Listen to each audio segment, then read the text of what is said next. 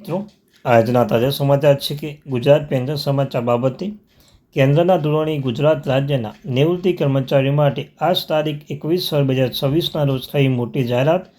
જો તમે ગુજરાત રાજ્યના એક મુખ્યમંત્રી ભૂપેન્દ્ર પટેલના પેન્શનધારક છો, સરકારી કર્મચારી છો, તો મિત્રો તમારા માટે આજનો આ વિડીયો ઉપયોગી બનશે।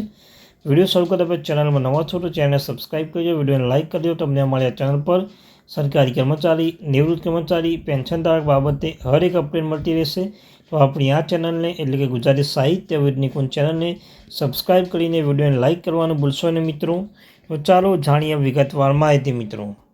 તો મિત્રો કેન્દ્રના ધોરણે ગુજરાત રાજ્યના જે પેન્શનધારકો છે, જે નિવૃત્તિ કર્મચારીઓ છે, તેમના માટે આજે એક મહત્ત્વની અપડેટ લઈને આવ્યો છું મિત્રો। તો શું છે સંપૂર્ણ ચર્ચા આપણે આજના વિડીયોમાં કરવાના છીએ, તો વિડીયો એન્ડ સુધી બનાવી રહેજો। સૌપ્રથમ મિત્રો તો 8મો પગાર પંચ, તમે જાણો છો મિત્રો 8મો પગાર પંચ બાબતે કેન્દ્ર સરકારે 8મા પગાર પંચના ટર્મ્સ ઓફ રેફરન્સ TORની મંજૂરી આપી છે। આનાથી લગભગ 12.4 મિલિયન સેવારત કર્મચારી અને પેન્શન માટે પગાર ભથ્થા અને પેન્શનની નોંધપાત્ર વધારો થવાની માંગ મોકળો થયો છે મિત્રો। એટલે કે તમે જાણો છો મિત્રો જે સરકારે કેન્દ્ર સરકાર દ્વારા TOR એટલે કે ટર્મ્સ ઓફ રેફરન્સ એ મંજૂરી આપી દીધી છે અને આનાથી લગભગ 12.4 મિલિયન સેવારત કર્મચારી અને પેન્શન માટે પગાર ભથ્થા અને પેન્શનની નોંધપાત્ર વધારો થવાનો માંગ મોકળો થયો છે મિત્રો। તો 8મો પગાર પંચ કેન્દ્ર સરકારના કર્મચારીઓ અને પેન્શનને માટે મહત્વપૂર્ણ સમાચાર છે। કેન્દ્ર સરકારે 8મો પગાર પંચની રચના એટલે 8મા CPC અથવા સંદર્ભની શરતો TORના નિયમો અને શરતોની સત્તાવાર રીતે મંજૂરી આપી છે। આ સરકારના નિર્ણયથી આશરે 55 લાખ વર્તમાન સરકારી કર્મચારી અને આશરે 69 લાખ પેન્શનધારકોને સીધો ફાયદો થશે। કમિશનરનો અંતિમ અહેવાલ તૈયાર કરવા માટે 18 મહિનાનો સમય આપવામાં આવ્યો છે। આ પછી કર્મચારીઓના પગાર અને ભથ્થા માટે એક નવું માળખું સ્થાપિત કરવામાં આવશે મિત્રો। તો ફિટમેન્ટ ફેક્ટર શું છે અને તે શા માટે મહત્વપૂર્ણ છે, તો તમે જાણતા હશો તેમ મિત્રો સરકારી કર્મચારીઓ માટે પગાર વધારવા માટે ફિટમેન્ટ ફેક્ટર મુખ્ય ભૂમિકા ભજવે છે। સરળ શબ્દોમાં કહીએ તો એક સંખ્યા ગુણાંક છે, જેનો ગુણાકાર કરીને કર્મચારી જૂના મૂળ પગારને નવા મૂળ પગારમાં રૂપાંતરિત કરવામાં આવશે।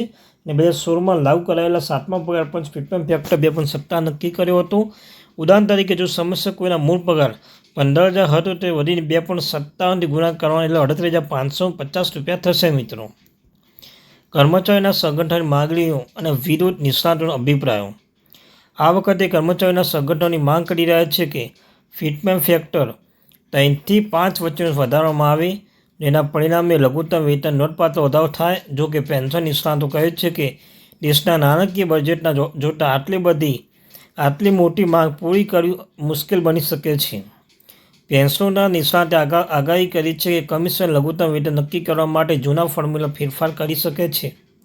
કૌટુંબિક ખર્ચના એકમ 3થી વધારીને 5 કરી શકાય છે અને ફિટમેન્ટ ફેક્ટર 2.64ની જગ્યાએ આસપાસ સેટ કરી શકાય છે મિત્રો।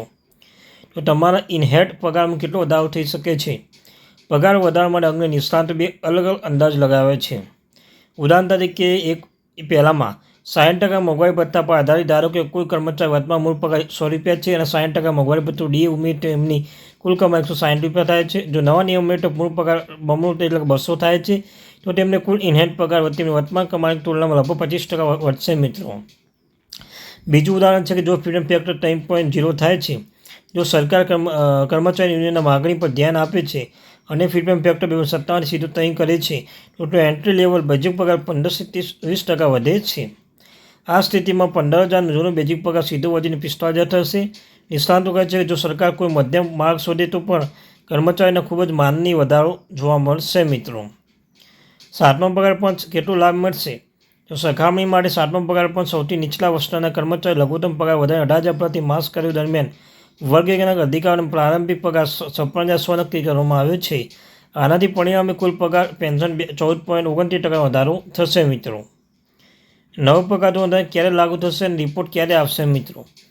સરકારે ઓક્ટોબર 2025માં કમિશન શરતો મંજૂરી આપી હતી। 8મો પગાર પંચ 1 જાન્યુઆરી 2026થી અમલમાં મૂકવાની મંજૂરી આપવામાં આવી હોવા છતાં કર્મચારીઓને તેની અંતિમ ભલામણ રજૂ કરવામાં સમય લાગશે અને કમિશનની વિવિધ હિસ્સેદારો પાસેથી મેમોરેન્ડમ મેળવવાની અંતિમ તારીખ 15 જૂન 2026 સુધી લંબાવવામાં આવી છે। હાલમાં કમિશનર ટીમ વિવિધ રાજ્યોના પ્રવાસ કરી રહ્યો છે, કર્મચારી યુનિયન સાથે બેઠક કરી રહ્યા છે અને કર્મચારી સંગઠન માને છે કે કર્મચારી જૂન જુલાઈ 2027 સુધી પોતાનો અહેવાલ રજૂ કરશે. સરકારે જણાવ્યું સર્વિસ સંપૂર્ણ બાકી રકમ અથવા બાકી રકમ એકસાથે ચૂકવવી પડશે મિત્રો. તો આ હતી આજની મહત્વપૂર્ણ update. Thank you very much.